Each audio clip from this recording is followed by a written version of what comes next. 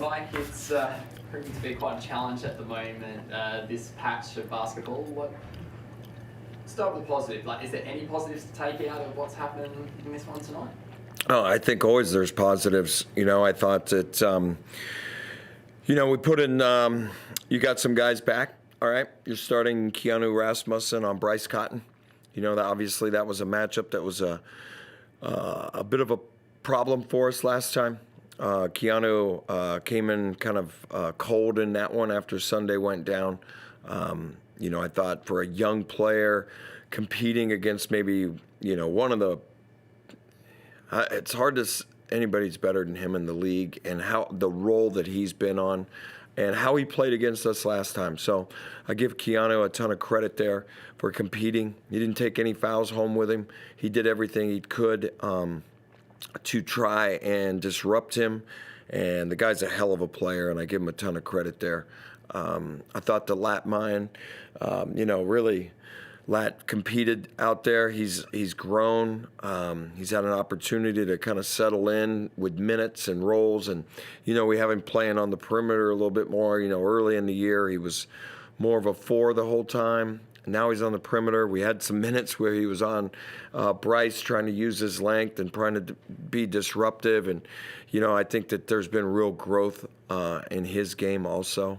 And then, I obviously not the result you want, but, to put DJ back out there on the floor, and it's the first time that we've been able to have, Kendrick and DJ and Tre's back, in 6 weeks or 7 weeks or whatever it's been since Melbourne. And, there's always going to be like another change in how we play. And it was good to have DJ back out there and him play some minutes, and that he was healthy enough to compete and play. And, then there's the next part of the adjustment, and that's adding in another good player. And, how that changes the dynamic for KD and how it changes the dynamic for Trez and Ice and down the line. But there were some positives out there. A few. A few is sometimes what you need. You've averaged 35 rebounds in losses. It's been a noticeable indicator. Is that a question of energy and effort at the moment, or is it just execution? Yeah, it's really been a hard one for me to our energy and our consistency of being able to compete at the level you need to compete in this league to win has gone in and out, right? We're there sometimes, we're not there sometimes, and that's probably been the biggest change with this group from, some really good wins earlier in the year.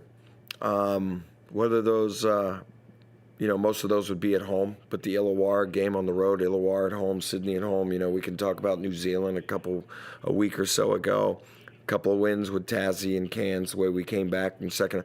There was a collective resolve there within the group that, as we've gone through different things and people have been out for various reasons and now adding some people back in, our competitiveness and our ability to stay in the fight longer hasn't been what it needs to be. And it's a credit to this league, but it's a credit to Perth and how they do and how they play and their system. But you've got to get to the three-point line. You've got to take guys off the line. You've got to contest with everything in you. And when teams shoot, 43 three-point attempts on you, it's going to be a tough night to win from a math standpoint. How do you rebuild that resilience and that reconnection you've talked about, particularly that was there earlier in the season? Well, as hard as everything kind of is right now, right? You're able to go right back and play here within 48 hours. I love turning right around and playing again. We'll see how the group feels about that. But we have an opportunity to turn right around and compete against a really, really good Sydney team. We haven't seen them for a while, but the last time they were in here, we played really well against them. There'll be some things that, that we have to control against those guys, and, there'll be a challenge at their place. We talked about, trying to work out what this team is in the sense sense of an identity. I mean, for you as coach, what do you want this team to be with an identity, particularly for the fans and the people that turn up for sellouts every single week? Yeah, well, the fans, they deserve more of a competitive spirit right there, right? That's exactly what they deserve.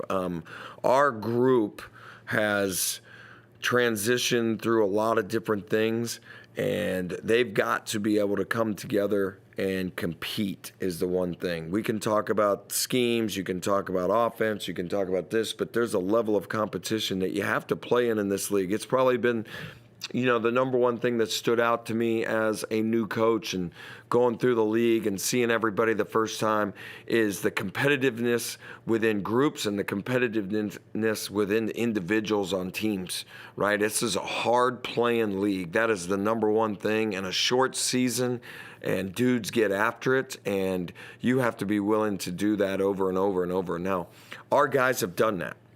Right? We know that we have some really competitive people in there, and the way we've played at times, right? But, it takes when people are out of the lineup and in the lineup, and then you're adding people, and it's always changing who your rotation is, and then what your defensive scheme is, what you're trying to get to offensively.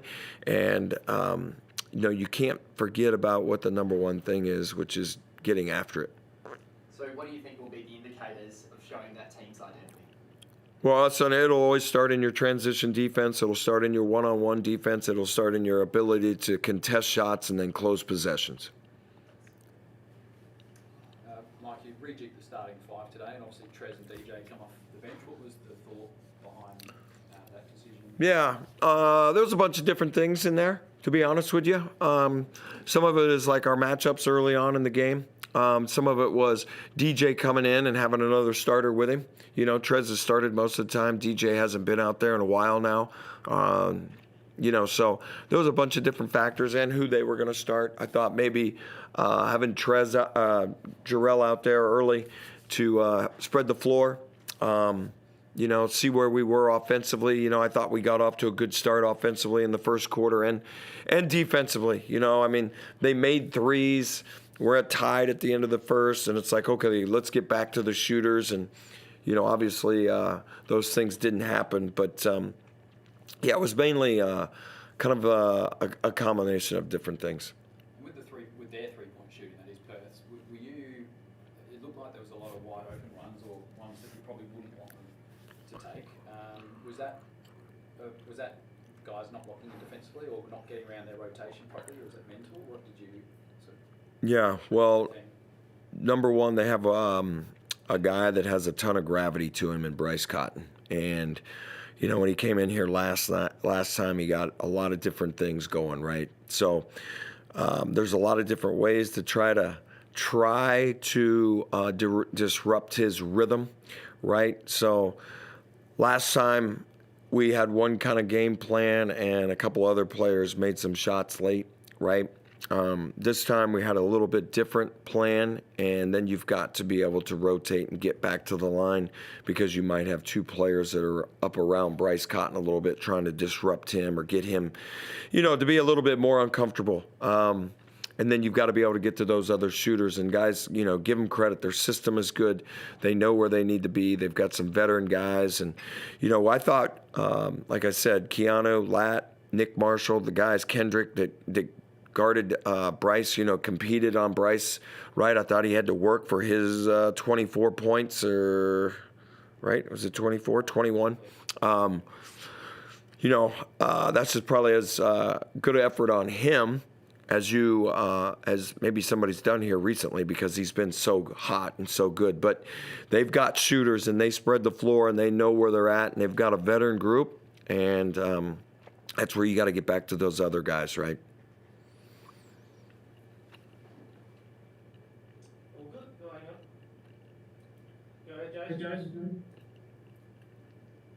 Coach, KD's been such a big influence, but a quiet first half. What do you put that down to?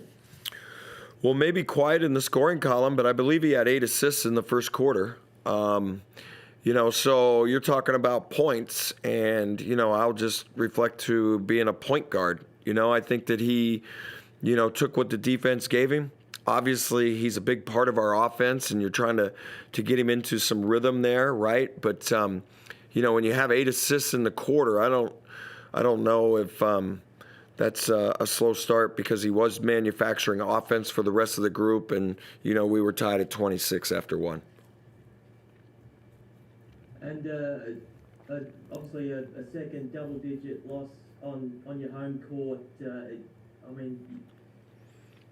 That's got to be tough to take for a team. How do you sort of reinforce that fortress mentality? Yeah, that is the absolute hardest thing for me to sit here and digest a little bit, to be honest with you. These fans have been unbelievable, the way they come out and support the group, and you want to perform and put on a show and really, take care of the home court, which we did early. So, those are a couple of tough days for us that, we have to face, we have to handle, and then the next time we get a chance to come out here and play in front of our home fans, to put on a better show. You face a really tough stretch with some really, really tricky road games in the next 4 or 5.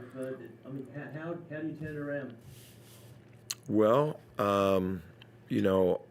our group has got to come together, and that starts on the defensive end. It's always going to start on the defensive end.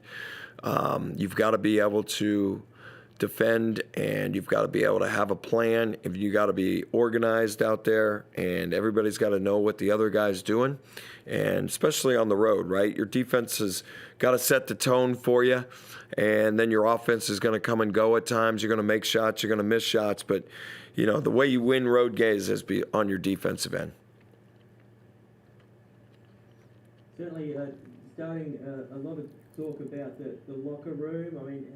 How is the mood amongst the guys? They clearly haven't played as cohesively as you'd like at times over the last 8 games.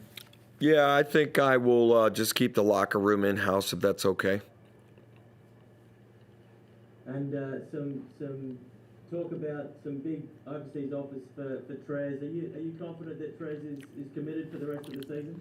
I have no idea on rumors or whatever. I got to be honest with you, I'm not probably the right guy. He's been a dominant force for us, and the things he's done and how he impacts the game and his level of play here in the NBL, right? So I'm sure there's interest from other teams, the way he has been able to show that he can still compete and play at a high level.